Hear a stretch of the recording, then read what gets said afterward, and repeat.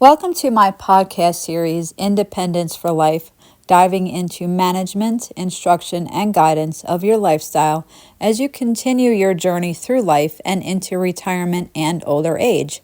Hi, my name is Nancy Brenicardi.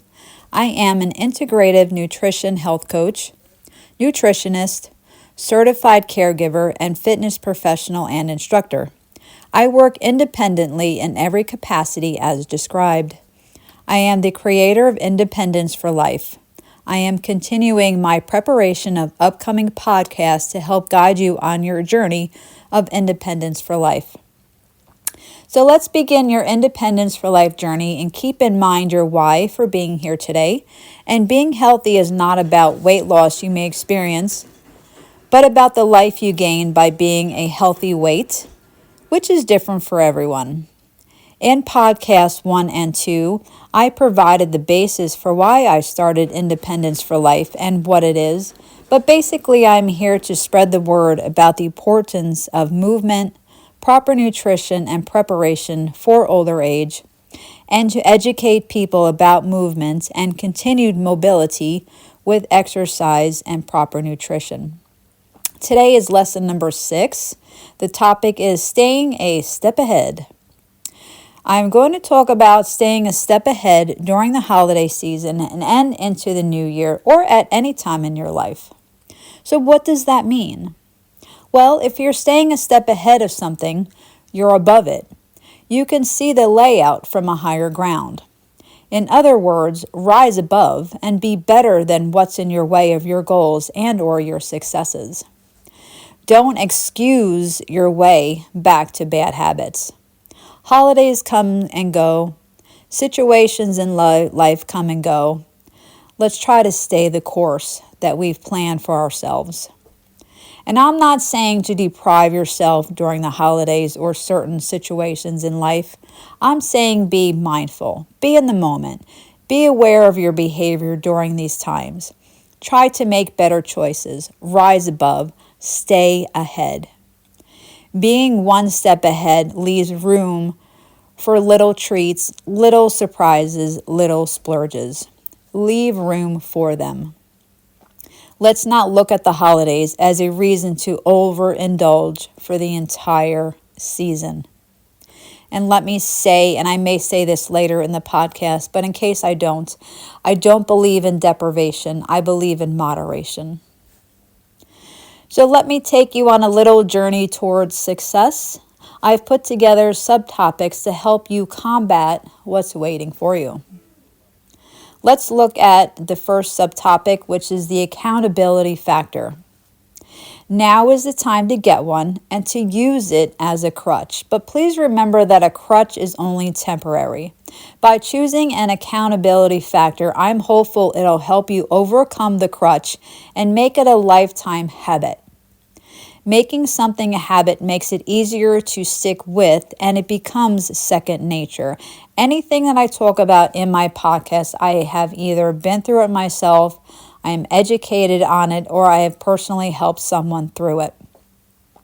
It'll be less stressful during the times when temptations are everywhere. Rise above. Find your combatant and keep it at the forefront.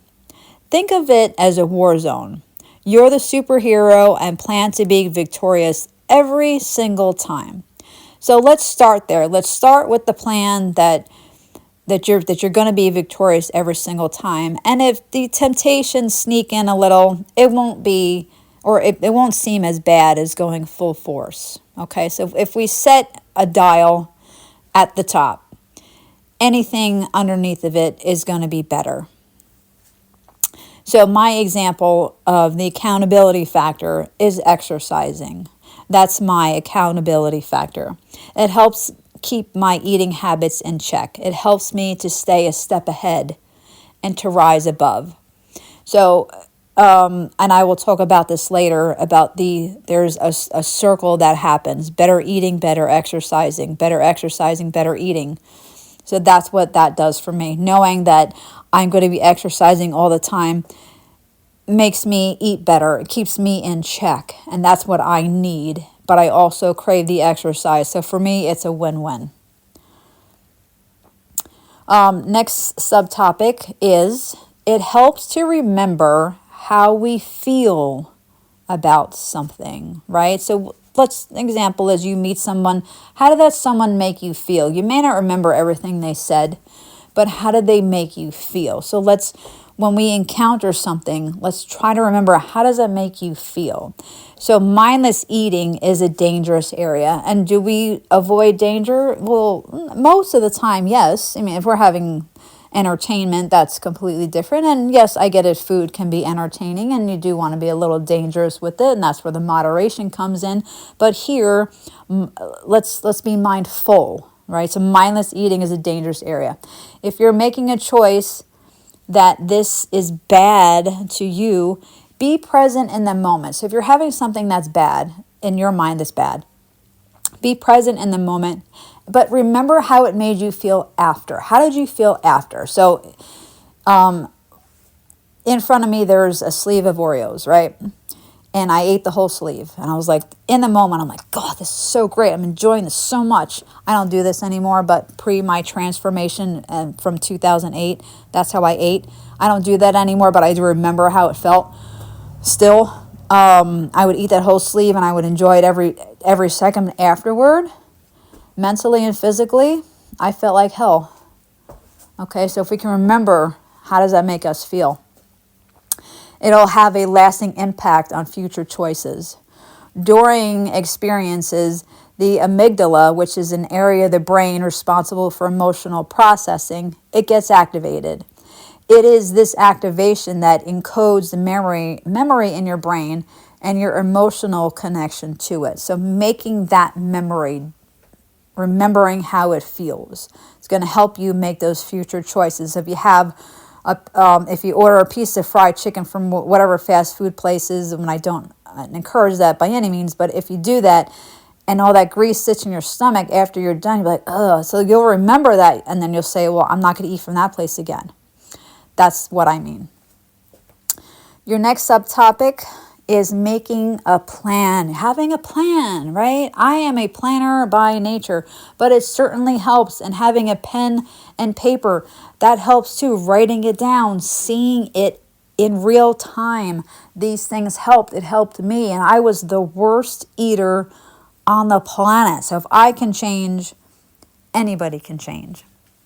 So in my podcast number 3, I went over how to begin eating better, but I'll get into planning with you today. If you have a plan, it's in my professional opinion and in my personal opinion that you'll be more successful. Okay, setting down, writing it down, even if you keep your notes on your phone, have it written down somewhere what your plan is, going back to it, reminding yourself of it, having somewhere to look. That could be your accountability factor, is your plan. Sticking to the plan. Setting goals, sticking to the plan. Maybe you put a sticky note on your mirror in the bathroom. Here's a plan for today.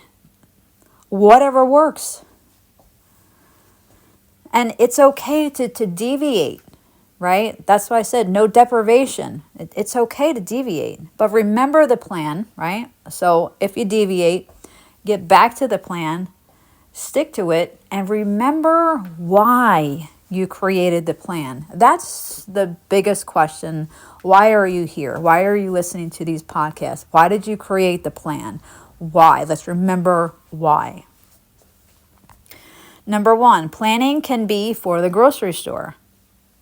Create a list of what you need and let's try to stick to it. Stores are loaded with temptations, right? Especially now, the holidays are here, and that's why I'm putting this podcast out to stay a step ahead. All the temptations are flying around like crazy right now, right? Be better than them. Rise above the temptations. Don't let them take you down. You're better. Be better. Planning can be for a party or for meals out. So, what does that mean?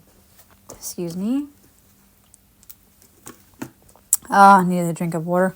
Having knowledge of the food and beverages served will help you create a plan. And you say, well, how can I do that? A lot of the restaurants have a website with their menu already online. It's fabulous. It's already there. You can already see what's coming your way. So look them over, see what they have, find the best choices, be prepared so you're not rushing through. If everybody else has already placed their order and you're like, I don't know what to order, I'll just pick whatever. Be prepared, have a plan, be a step ahead. And by better choices, that would be like a nice lean protein that's not covered with really much of any kind of sugary sauces of any, of any type. A nice grilled piece of chicken, a nice grilled steak, steamed vegetables, better choices versus a cheeseburger, French fries. Yes, that's what I'm talking about. So if we want to go for the bad choices, because it is a holiday, and that's, I think, what's ingrained in us, the holidays are here, we can eat and go crazy. Let's save those bad choices for dessert.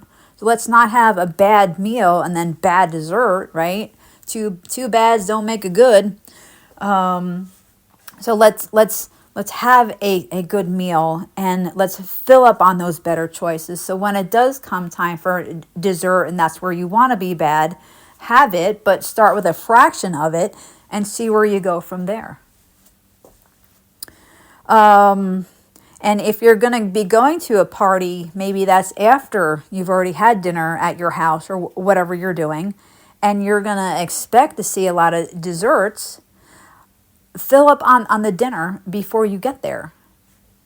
So let's not have an empty stomach and just ready to pig out on all those bad things, unless that's your goal.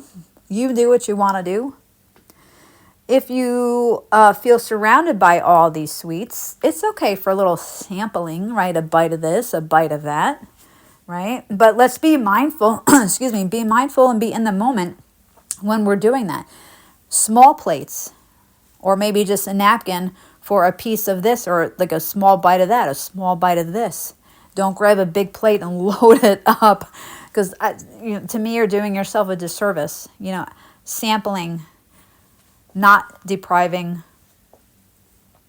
And let's remember the plan that you set for that night and stick to it and stay that step ahead.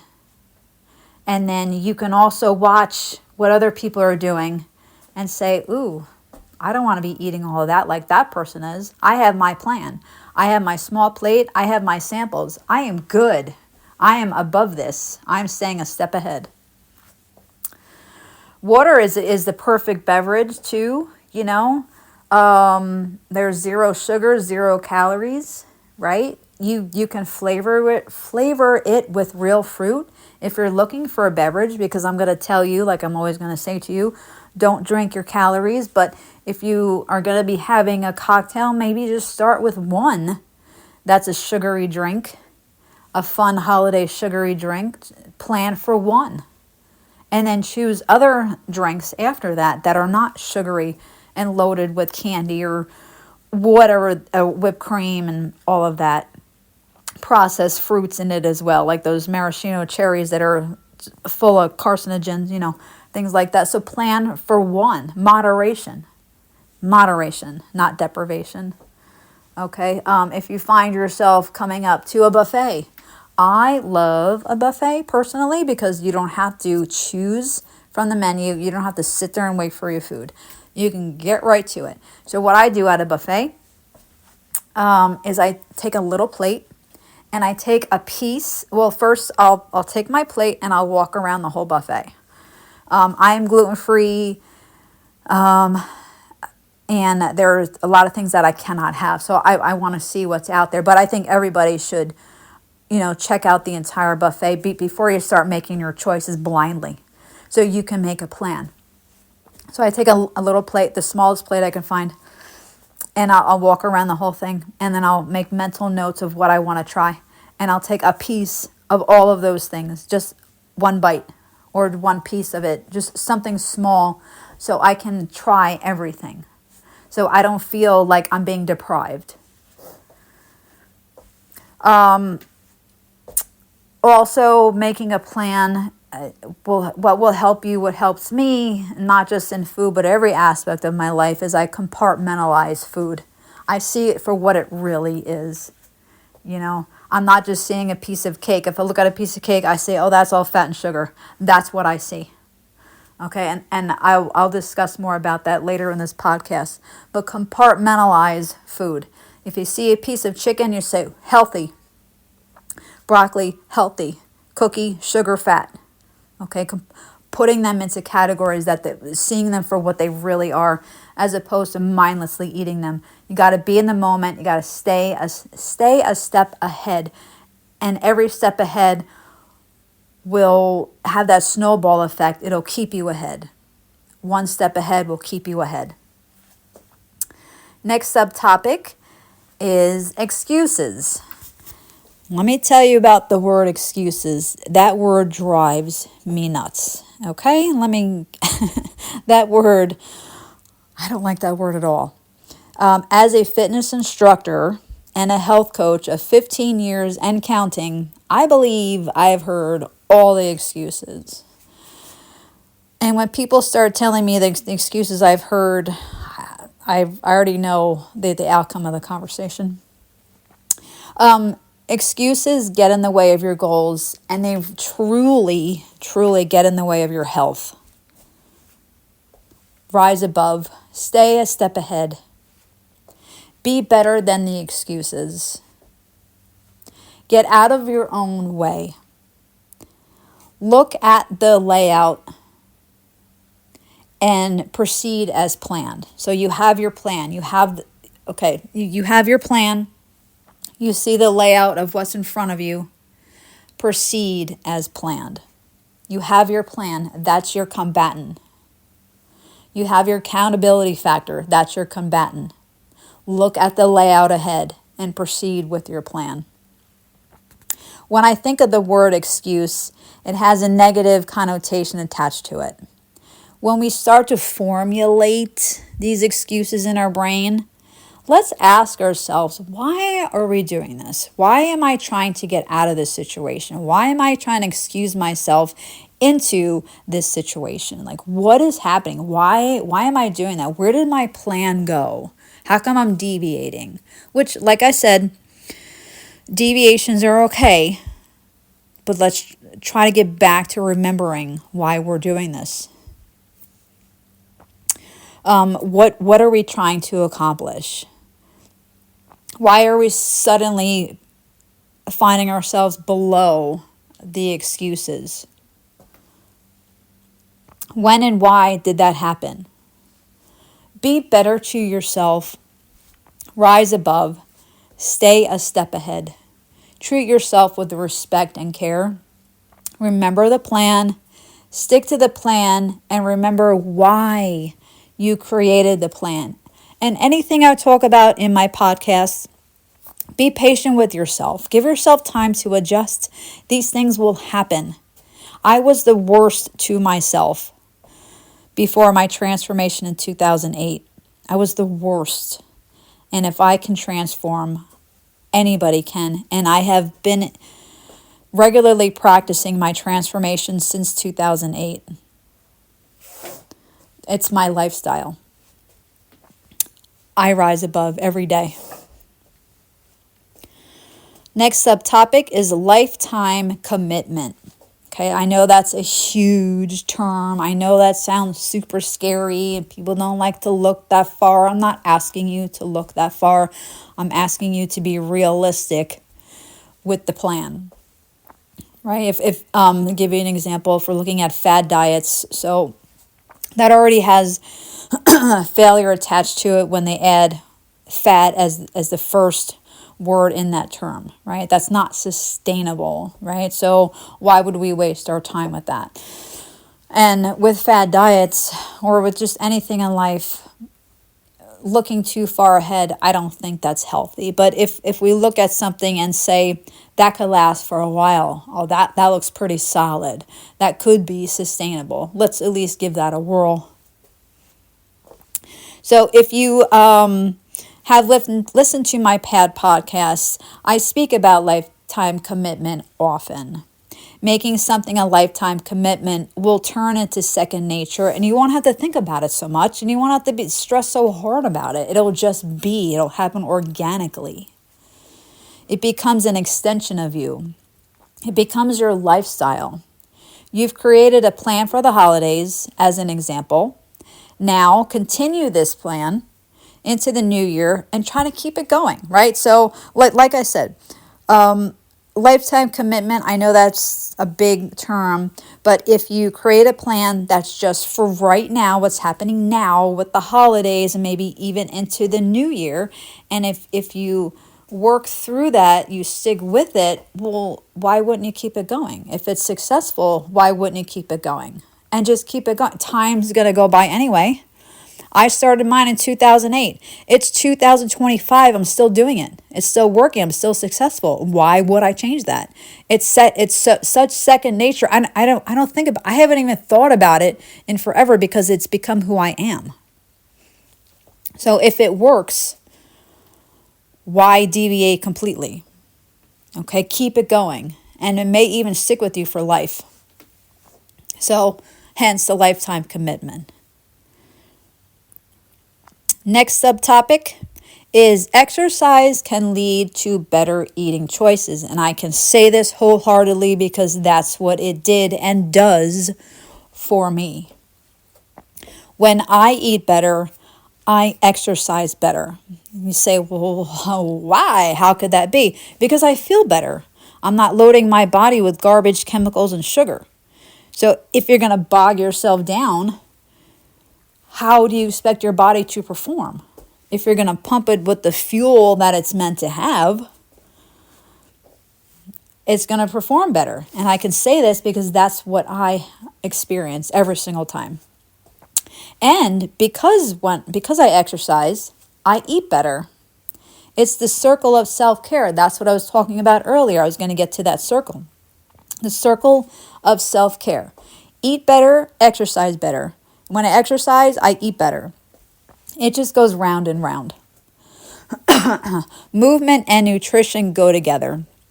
It's a crucial balance, as I talked about in my podcast number 4. Okay, movement and nutrition, they live together. They thrive together. That balance just works beautifully. After a workout, you'll need to nourish yourself with real food to repair and recover. Exercise puts your muscles through the process of muscle hypertrophy, which stimulates muscle cells to repair and grow stronger. So don't ruin all your hard work that you did during your workout with junk food, because junk food is not a reward. Feeling good is a reward. Remember the subtopic? Remember how something feels to you? Same with exercise. If that exercise feels good to you, let's remember, be present in the moment. Say, I want to do that again. And if it doesn't, find a different exercise because there's so much out there to choose from. Give yourself what you need to recover. Keep the circle going. Make food choices from lean proteins, vegetables, fruit, and the good fats like nuts, seeds, olive oil. Excuse me.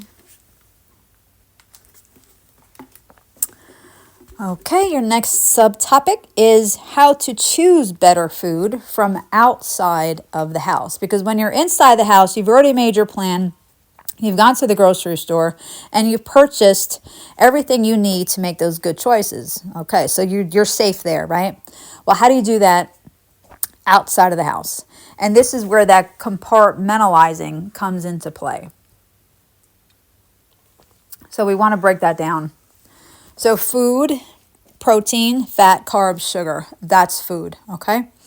So that's how we want to look at food. So if we see a protein, or if we see chicken, oh, protein. We see walnuts, oh, fat. We see broccoli, oh, carbs. We see sugar. If you see it for its true self, perhaps it'll help you to make those better choices.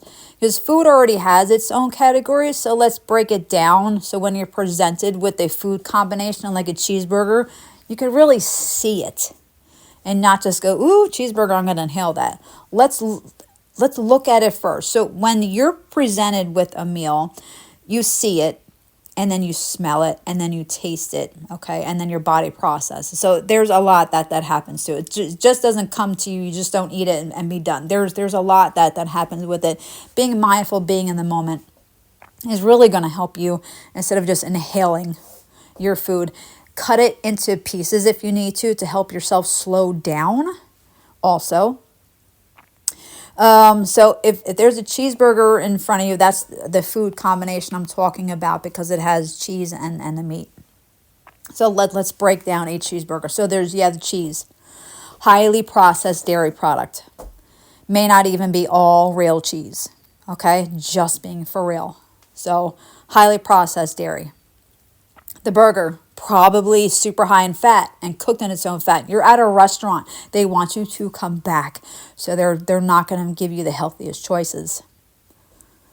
How about the bun? That's my podcast number 5 when I talked about sugar and I included bread. Bread is sugar. Okay, so the bun, when I look at a bun, I see sugar. The condiments, mostly sugar. Mustard is okay. Ketchup, sugar, mayonnaise, and that's full of fat, things like that. There are better choices of condiments, but for the most part, there's ketchup on there. That's sugar too. So you're looking at processed dairy, high-fat burger, sugar, and more sugar. Okay? So keep that in mind as now we look at a filet mignon, which is the best cut of the cow. So what do you see when you look at a filet? Well, you see the best part of the cow. You see that protein.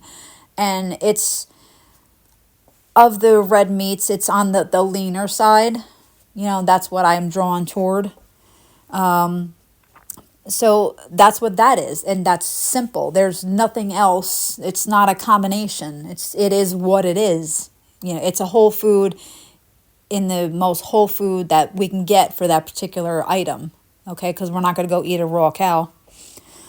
So let's consider this also when you're looking at the cheeseburger and you're looking at the filet. So what comes with the cheeseburger? So let's ask ourselves that, and let's really think about how these pairings came to be. You look at the cheeseburger, it's served with fried potatoes and a sugary drink. So those two items should give you some sort of a red flag that cheeseburger, well, is probably not much better than the fries and the drink that it came with. Okay, they come together because they are together. Then you have the filet mignon, which is typically served with some sort of vegetable, albeit I'm not really sure if it's steamed or sauteed, mind you, but it comes with a vegetable. I don't know what the drink, because it's not, that's subjective to whoever's eating it, except when we talk about the burger and fries, soft drink, like that's a combination. It's popular. It's sold all over the world, right? Because that works. Here with the filet mignon served with vegetables, so that should tell you about the quality of what's happening on that side, right? So you have the one side of all the sugar and fat. You have the other side of the beautiful piece of meat and the broccoli or asparagus or whatever vegetables that you choose.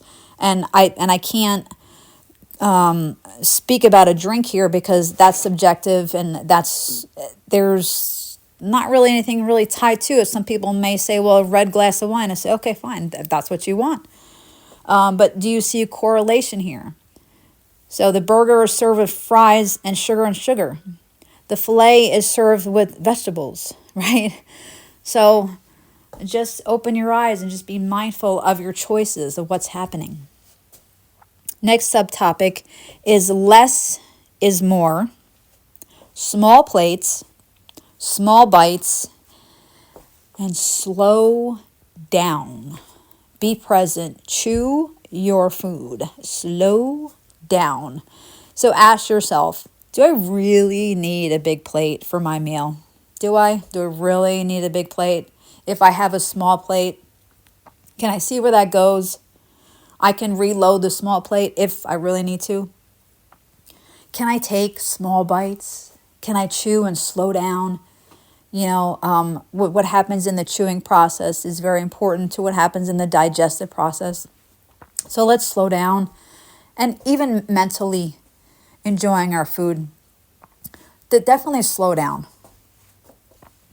Let's allow our stomach and our brain to communicate about fullness before we inhale our meal.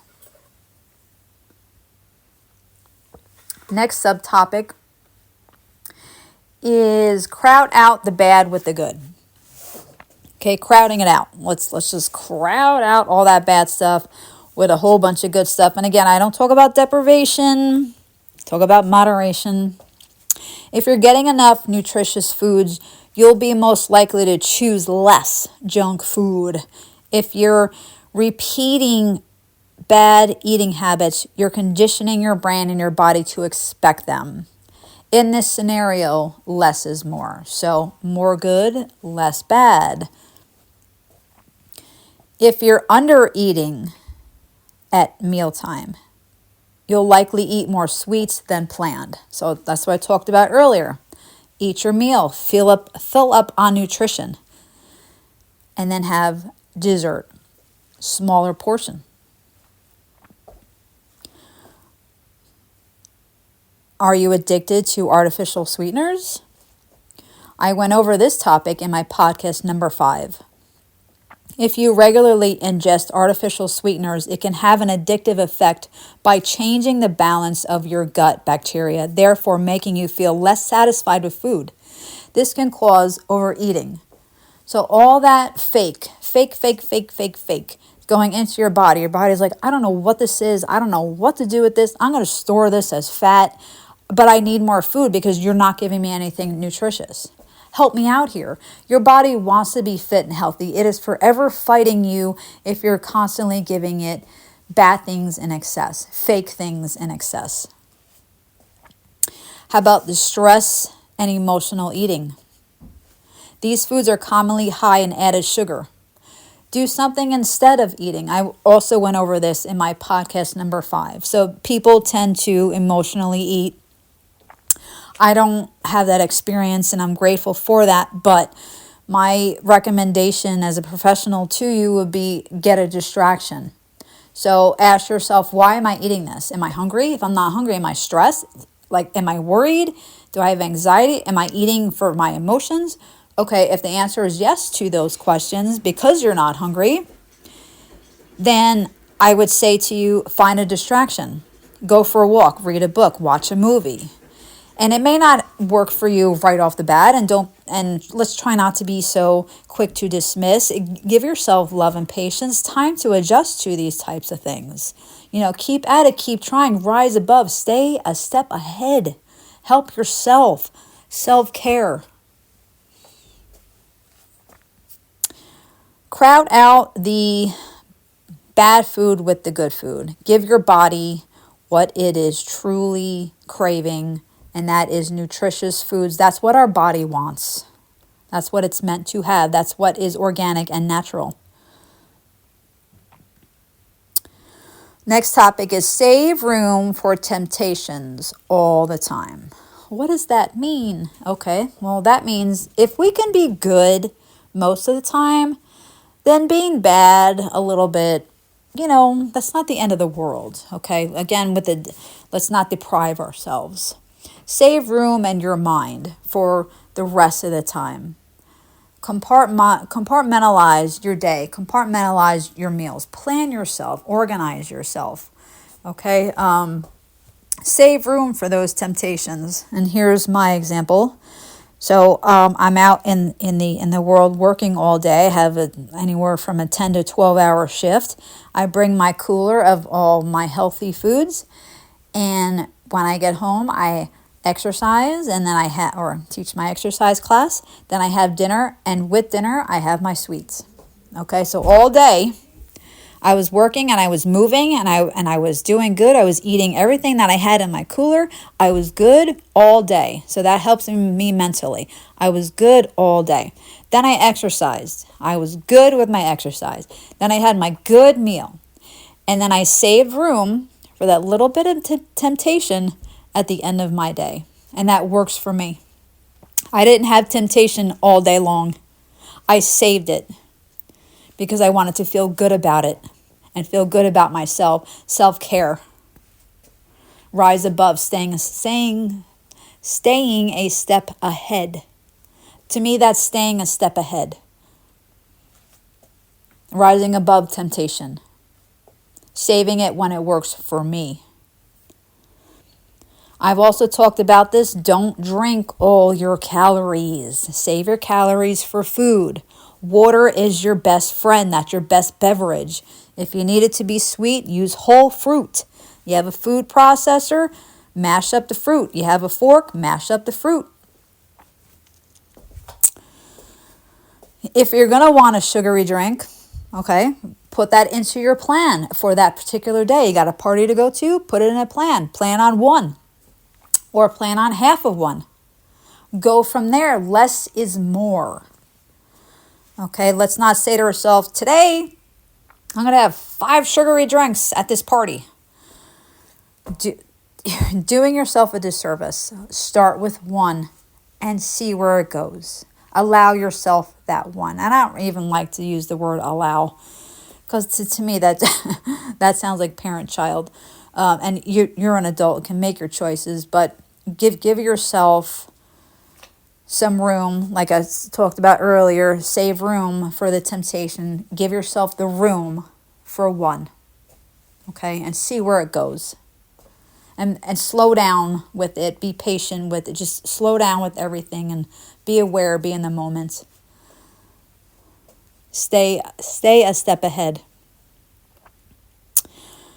All right, I'm going to jump to something that people like to do, and here's how I feel about it with my professional and personal opinion about pigging out, right? It's the holidays are here, and people are like, I'm going to go to Thanksgiving. I'm going to pig out and have all this food.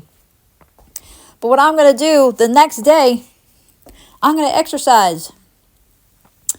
And then they wake up and they don't feel so good, or they ate too much, or something got in the way, and I didn't get to exercise. Next day comes, I didn't get to exercise again, and that continues.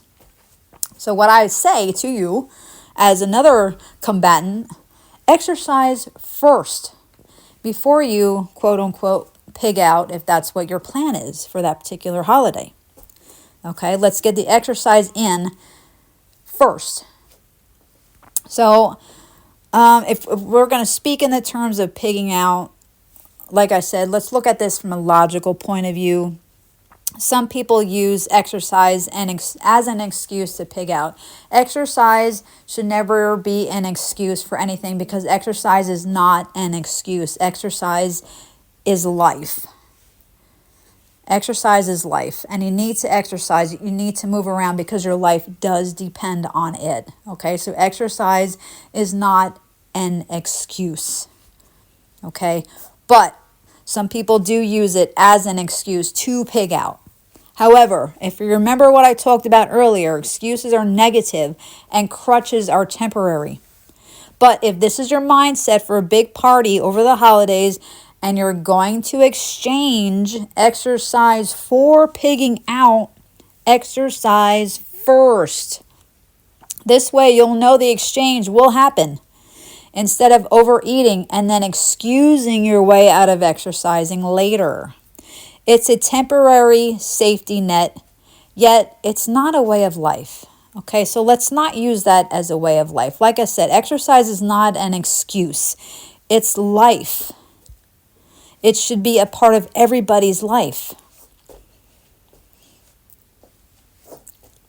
And like I said to you earlier, exercise can lead to better eating choices. Remember that subtopic before? So you will never hear me say, when the holidays come, yes, it is my time to pig out, because I don't need that in my life because of how I run my life, because I allow I save room for my temptations. Okay, I don't need to pig out. But if I find myself having a little too much here or there, yeah, it does make me feel a certain way, and I am mindful of it, and I will just work on that next time. And it's okay. It's okay to have setbacks. Just get back on that train and go forward. Next subtopic, push yourself and you'll be unstoppable.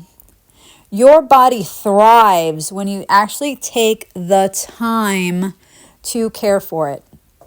It wants to be fit and healthy. It fights you on this when you treat it adversely. It gives you signs and symptoms. It talks to you, so make sure you're paying attention to what it has to say. Don't forget why you're doing this, why you're staying a step ahead, why you're listening to my podcast. Why are you doing this? Push yourself through the adversity and rise above. Stay a step ahead, and positivity and levity should follow. You have the power to do this. It just depends on how badly do you want it. If you want something, you'll do it. So let's stop excusing ourselves into or back to bad habits. And that's something that goes back to the excuses. People can make 1,000 excuses for why they're not going to do something. But if they really wanted to do that, they would do that 100%. And that's just something that I've seen being a fitness instructor for 15 plus years. If somebody really wants to do something, they'll figure it out. And I know that too from my own personal situations in life. There's something I don't like. I always make an attempt to change. Not that I'm successful 100% of the time, but I don't ever give up. I rise above, and I try to stay a step ahead. Staying a step ahead of everything, being mindful, being aware of why am I doing this? Why did I get off my plan? Remembering why I have a plan, sticking to the plan. What are the better choices for me? Because there's a lot more choices out there now than there were ever before. But before they started making things bad, food was more organic and things were okay. And then things went haywire for a good long time, but now things are trying to go back. So we're in this circle right now, and we just need to try to learn how to fight through it with the better choices. And you have the ability to control what's happening to you, and I'm trying to give you every piece of ammo that I have to help you be successful in whatever it is you're trying to do. And the last subtopic for today is New Year's resolutions. Not a fan. Not a fan. For me, I don't participate, okay? I am lucky enough to live my life regarding food and exercise the way I learned when I lost 50 pounds back in 2008. I feel like a New Year's resolution is a crutch, and it gets outlived fast. If you need it as your accountability factor, I say go for it. If it gets you into a habit for life, do it. If it helps you rise above, then I only see positive things for you. I only bring it up because it has a reputation of not being sustainable. And I don't like to fully invest in something that's not sustainable because it's a waste of time and energy. And time is short and there's not a lot of energy, okay? So if I'm going to spend any of my time on anything in my life, and I mean anything and anyone, it has to be sustainable and real and organic. There are ways to make better choices. Let me rephrase that, There are ways to make better choices remain. And you'll hear a bunch of that in my podcast number 4. There are ways to make better choices. Remain. Staying a step ahead. Rising above. Being in the moment. Remembering why. However, jump on the resolution bus. Take that ride for as long as possible. Maybe even for life. That's my message to you. And that's what I said to you earlier. If you make a plan that's just for the holidays, take it through New Year's, keep that train going. If it's working, why would you get off? Right? That's my message to you. Ride it for as long as possible. See where it goes. Maybe it will be life everlasting for you. Thank you for being here today on my podcast number 6. Podcast number 7 coming next is overcoming what you once thought you couldn't. Okay, my name is Nancy Brunicardi, Independence for Life.